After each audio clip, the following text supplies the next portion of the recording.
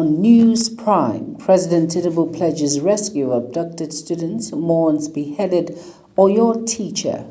The Business Central Bank of Nigeria sets 95% target by 2028 under new payment system roadmap. And on the foreign scene, Guinea begins vote count amid low turnout and opposition concerns. And in sports, Middle Belt Tiger win inaugural Nigeria Super League. Hello and welcome to all our viewers in Nigeria and around the world to News Prime on Global Television, coming to you live from the nation's capital, Abuja. I am Jubai Manson. Now, a quick reminder that Global Television is on DSTV channel 365 and Star Times channel 276. Now the news in full. President Bola Ahmed Tinubu has expressed condolences to families affected by the abduction of pupils and teachers in Orire local government area of Oyo State, saying no child should ever be taken away from the safety of a classroom. The president stated that he shares in the pain and anxiety of the affected families following the attack on communities in Esele and Yawota, which has triggered nationwide concern over school security. Tinubu also commiserated with the family of a teacher killed during the attack, Mrs. Oyedokun, widow of Michael Oyedokun, who was beheaded by bandits in Oyo State, describing her as a victim whose sacrifice will not be forgotten. Nigeria's First Lady Oluremi Tinubu has assured Nigerians of President Bola Ahmed Tinubu's commitment to making the country safe for all citizens, saying Nigeria will soon overcome its security challenges. The First Lady said this in Ado-Ekiti during her engagement with Ekiti State traditional rulers as part of her one-day working visit to the state.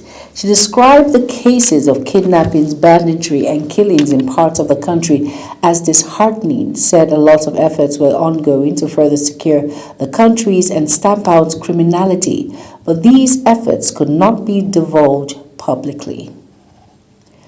Residents of Borno State have expressed concern over the federal government's silence since the abduction of 42 primary and junior secondary school students in Musa community, Askira Uba local government area of the state. Speaking in an interview, chairman of the network of civil society organizations in the state, Abubakar Suleiman, said the federal government is not fair to victims of both incidents. The residents noted that the government had prioritized a similar incident in Oyo State where pupils and teachers were kidnapped while downplaying the abduction in the state. President Bola Ahmed Tinubu has commended the Nigerian Navy for eradicating piracy in Nigeria's waters and significantly reducing crude oil theft. Speaking at the Nigerian Navy International Fleet Review in Lagos as part of the service's 70th anniversary celebrations, Tinubu said the Navy's surveillance and rapid response operations have strengthened maritime security and supported economic growth. The event also featured the commissioning of 3 naval vessels, NNS Mambila, NNS Carrara, and NNS Oliberi, as the president reaffirmed the Navy's role in safeguarding the nation's maritime environment and supporting internal security operations. The Nigerian Labour Congress (NLC) has dismissed the proposal of 100,000 naira as minimum wage by the Nigerian Governors Forum, insisting that a realistic living wage under the current economic conditions should be as high as 1 million naira. The Congress spokesperson Benson Upa stated this in an interview following comments by the Nigerian Governors Forum chairman and governor of Kwara State, Abdurrahman Abdulrazak, who disclosed that governors are considering a new national minimum wage of 100,000 naira. Moving on to the Federal Workers Forum has threatened to mobilize federal workers for an indefinite nationwide strike over rising insecurity in the country and unresolved wage issues. The forum, in a communique issued after an online meeting, reprimanded the Nigerian Labour Congress and the Trade Union Congress for not rising to the occasion and providing leadership in this regard. The communique signed by the National Coordinator Emeleze and Secretary Ayo Ogundele, the forum accused the federal government of exploiting workers and failing to guarantee their safety. The Minister of the Federal Capital Territory, Nyesom Wike, has taken responsibility for the continued presence of cattle on major roads and streets across Abuja, admitting that the situation remains a concern despite efforts to improve the capital city. Speaking during his monthly media briefing in Abuja, Wike expressed regret over the development and assured residents that his administration remains committed to addressing it. He also highlighted ongoing infrastructure projects across the territory, noting that this is development. The Inspector General of Police, Olatunji Disu, has cautioned content creators, social media users, and members of the public against indiscriminate recording and circulation of police-related videos, warning that such actions could undermine security operations and demoralize officers. Speaking during an interactive session within Abuja, the Inspector General of Police expressed concerns over what he described as a growing trend of recording police officers during routine and sensitive operations and posting such content online without proper context. The Police Service Commission has debunked a police recruitment list circulating on social media, describing it as fake and urging members of the public to disregard it. The head of Protocol and Public Affairs Police Service Commission, Torte Kalu, stated this in a statement, noting that the Commission wishes to state categorically that no such short list has been released. Over now to the Independent National Electoral Commission, INEC has tasked electoral officers and assistant electoral officers in Ogun State with aggressive grassroots voters education and deliberate inclusivity measures as the Commission ramps up preparations for the August 15, 2026 Ogun State governorship election. At a high-level joint implementation meeting of the Voter Education and Publicity and Gender and Inclusivity Department held in Osogbo, the Commission's leadership declared that election is a process, not an event, and warned that the voter apathy remains a critical threat to electoral participation in Nigeria. Bauchi State Governor Bala Mohammed has dismissed reports linking him to a proposed presidential ticket involving former President Goodluck Jonathan and a fraction of the People's Democratic Party ahead of the 2027 general election. The governor's reaction followed claims circulating on social media that he was being considered as Jonathan's running mate after the former president emerged as a presidential candidate of PDP faction led by Kabiru Turaki. Jonathan was adopted as a fraction's presidential flag bearer during a special national convention held in Abuja. Although he did not attend the event, his certificate of return was received on his behalf by a federal lawmaker from Bayelsa State, Fred Agbedi. The Democratic Leadership Alliance, DLA, has rejected allegations by former presidential aspirant Abisayo Modupe describing claims of wrongful exclusion from its presidential screening exercise as false and misleading. The party said Modupe was not the only aspirant in the race, noting that other aspirants participated in the screening process and those who met the requirements were cleared in line with established guidelines. The party maintained that while Modupe took part in the screening exercise, she was not cleared based on the outcome of the process, noting that another aspirant had questioned the credibility of the exercise.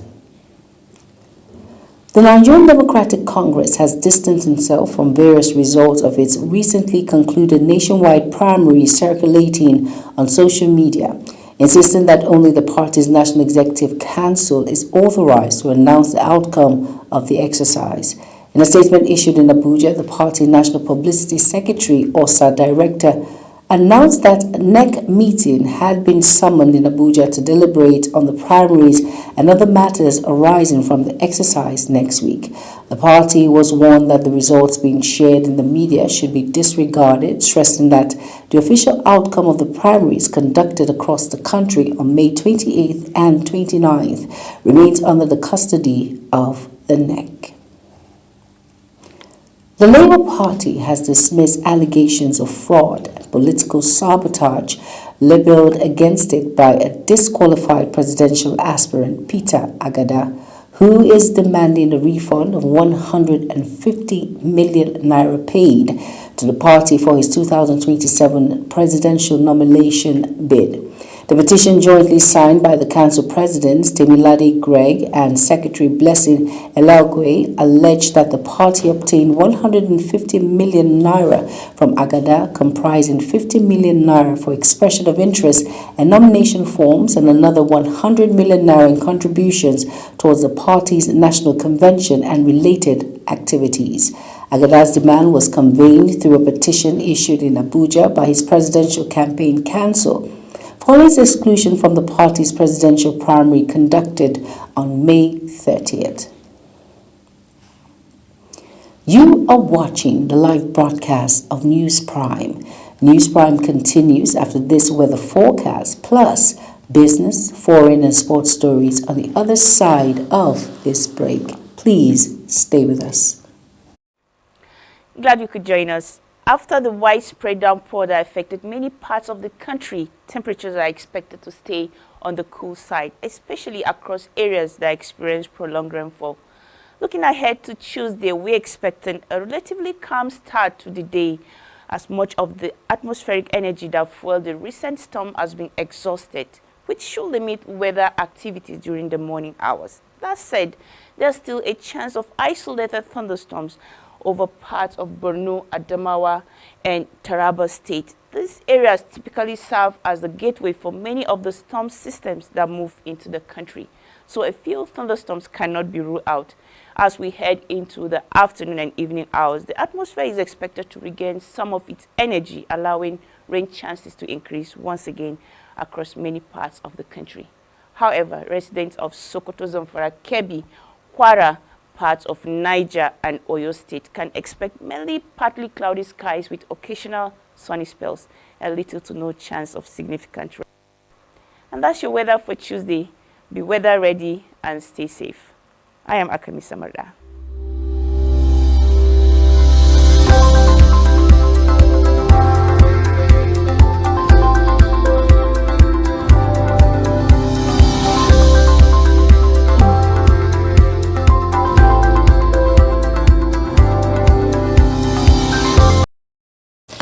You're welcome back, and if you're just tuning in, this is News Prime on Global Television. Thank you for staying with us. In business stories now, the Central Bank of Nigeria, CBN, has launched the Nigeria Payment System Vision, PSV 2028, a new roadmap aimed at expanding financial inclusion to 95% of the adult population, deepening digital payments, and positioning Nigeria as Africa's leading payment hub.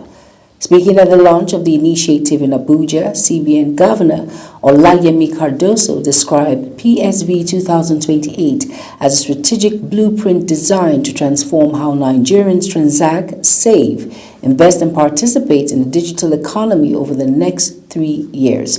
Cardoso said the initiative is expected to bring an estimated 50 million additional Nigerians into the formal financial system by 2028, while strengthening payment infrastructure, reducing cash dependency, and supporting economic growth.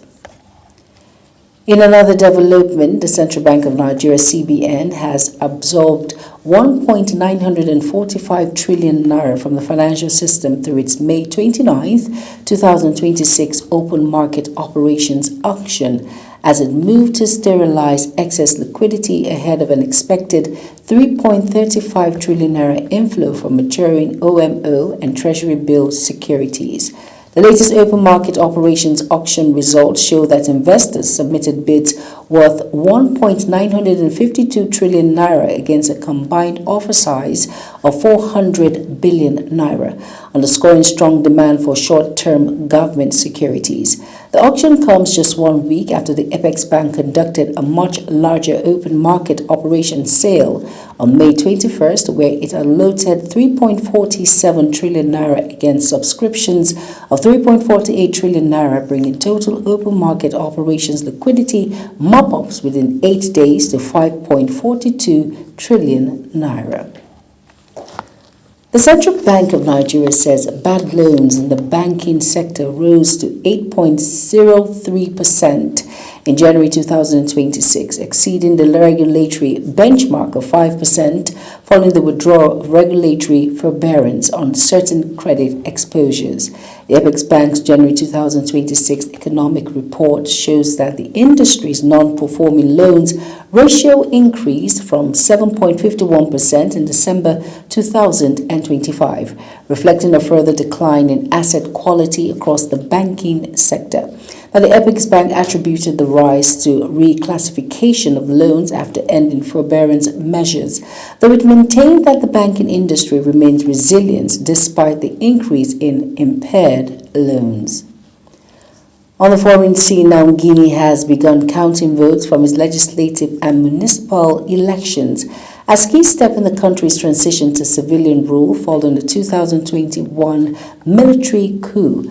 More than 7 million voters were eligible to elect 147 members of parliament, although turnout was reportedly low in parts of the capital, Kiriki, and the city of Libya. The polls took place amid criticisms from opposition groups who accused the government of restricting political space after the suspension of major opposition parties and the arrest of several critics of President Ahmadi Doumbouya. Meanwhile, Ethiopians have gone to the polls in parliamentary elections expected to hand Prime Minister Abiy Ahmed and his Prosperity Party another commanding victory. The vote comes amid ongoing security challenges in parts of the country, but officials say the exercise is proceeding as scheduled. Over now to our correspondent Mukhtar Kasim has more. Ethiopians queued at polling stations across the capital, Addis Ababa, as voting commenced in the country's parliamentary elections. Long lines formed early in several districts, with voters turning out to cast their ballot in an election widely expected to return Prime Minister Abiy Ahmed and his Prosperity Party to power. Abiy, who had led the East African nation since 2018, says the next 5 years will be a period of historic transformation for Ethiopia. The ruling party entered the election as the overwhelming favorite after securing a dominant victory in the last national poll. However, opposition groups and analysts have raised concerns about the competitiveness of the election, citing restrictions on political rivals and ongoing conflict in parts of the country.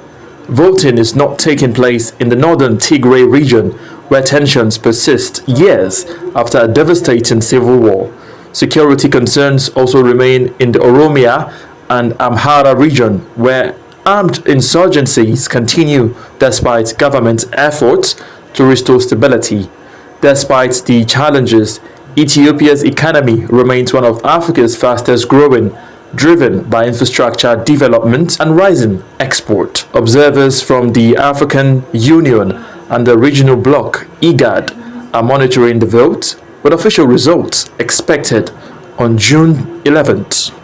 Mukhtar Kasim, Global TV News. Ethiopians queued at polling stations. Over now to some very exciting news in sports. In the absence of colorful Durbar celebrations that traditionally defined Eid festivities in Kano, the Emir of Kano State, Alhaji Aminu Ardo Bayero, has turned to another cherished aspect of Hausa cultural heritage to entertain residents and preserve tradition.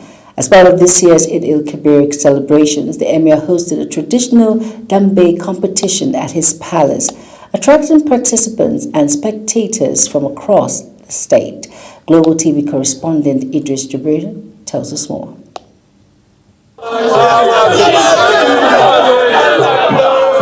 For centuries, Dambe has occupied a special place in the cultural life of the Hausa people. Originally practiced by local butchers and hunters as a test of strength, courage and endurance, The traditional combat sport has evolved into one of northern Nigeria's most celebrated cultural attractions. This year, the Emir of Kano, Alhaji Amina Ado Bayero, organized the traditional wrestling contest as an alternative platform to sustain the rich cultural heritage associated with Salah celebrations.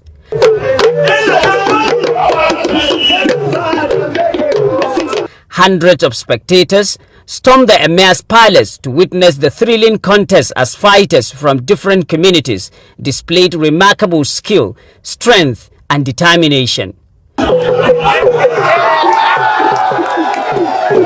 For the Emirate, the event provided an opportunity to reconnect with the people's cultural roots and enjoy a key aspect of Hausa tradition during the festive season. Cikin amana da aminci duk wanda ya sallah duk wanda ya azumi ya sa cikin addu'a Allah ya kawo mana karshen wannan jarabawa. Yace ya ji dadi da aka yi wannan al'amari kuma mai martaba yace ya ji dariya a cikin zuciyarsa. Kun san mai martaba baya dariya a fili. Beyond entertainment, Dembe represent values deeply rooted in the Hausa culture: bravery, discipline, respect, and communal unity. It has for long served as an avenue for social interaction and cultural transmission from one generation to another. The Emir's initiative is therefore seen not only as a celebration of Salah, but also as a deliberate effort to preserve an important aspect of Kano's cultural heritage. While many residents continue to look forward to the return of the world-renewed Durbar, this year's Dembe competition has demonstrated the resilience of Kano's cultural tradition and the determination of traditional institutions to keep them alive. For the Hausa people, Salah remains more than a religious celebration. It is also a time to showcase customs, strength, community bond, and celebrate a heritage that has endured for generations. From Kano, Idris Jibrin, Global Television News. The Middle East Belt Tigers were crowned champions of the inaugural Nigerian Super League after defeating Southern Sharks by 6 runs in the thrilling final at the TBS Oval after almost 2 weeks of illustrating cricket action in Lagos. The championship clash brought the curtain down on an exciting maiden edition of the Nigerian Super League with 20 matches played, showcasing elite talents, fierce competition, and the continued growth of cricket in Nigeria. Led by Yellow Green's wicketkeeper Suleiman Ransawe, the Tigers won the toss and elected to bat, posting a competitive 104/5 in their allotted 10 overs. Players of the Nigerian women's national football team are expected to begin arriving in camp in Ikenne, Ogun State ahead of their international friendly matches against Senegal women's national football team as preparations intensify for the 2026 Women's African Cup of Nations. Head coach Justine Adugu has named a 23-player squad for doubleheader featuring captain Rashidat Ajibade, goalkeeper Chiamaka Inadoze, and veteran striker Azizat Oshola. Midfielder Ngozi Okebi retained her position in the squad after a recent return, while forward Francisca Ortega and Gift Monday were also included. To end News Prime, here is a quick reminder of some of our top stories again. On Global TV News Prime, we brought to you that President Bola Ahmed Tinubu has expressed condolences to families affected by the abduction of pupils and teachers in Orire local government area of Oyo State, saying no child should ever be taken from the safety of a classroom. In business, we brought to you that the Federal Bank of Nigeria, CBN, has launched the Nigeria Payment System Vision, PSV 2028. Moving on that new roadmap aimed at expanding financial inclusion to 95% of the adult population, deepening digital payment and positioning Nigeria as Africa's leading payment hub. And on the foreign scene, Guinea has begun counting votes from its legislative and municipal elections as key steps in the country's transition to civilian rule following the 2021 military coup.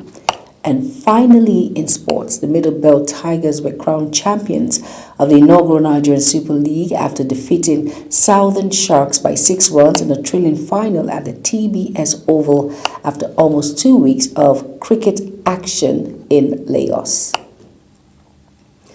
And that's it on News Prime. A quick reminder that Global TV is on DSTV channel 365 and Star Times channel 276. Now kindly follow us across all social media platforms now showing on your screen by using @Global TV NG.